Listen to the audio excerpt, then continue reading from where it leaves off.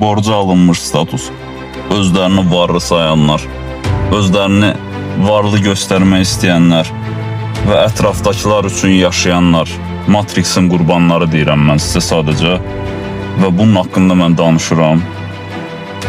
Gəlin, qısa izah verim sizə.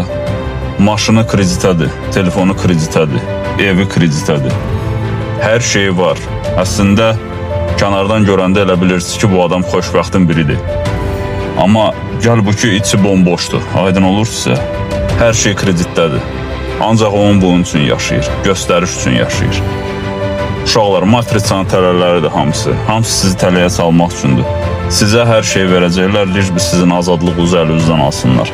Və bunun üçün də hər gün marketinqlər fikirləşilir. Hər gün ən yaxşı sizə usloviyalar verilir. Yəni, ən yaxşı şərtlər verilir ki, siz bunlardan yararlanasınız və daha çox özünüzü zəncirləyəsiniz.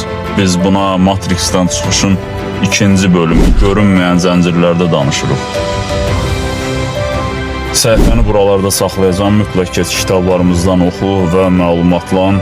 Bu barədə çox danışacaq, ona görə də səhifəyə abunə ol və bunu ciddiyə al, inandırım sənə. Burada məqsəd sənin gözünü açmaqdır. Əgər gözün açılmasını istəmirsənsə, Dalşı Matrixə xeyir verə bilərsən və özünü azadlıqdan məhrum edə bilərsən. Abunə oluruq və dalşı gedirik uşaqlar, irəli.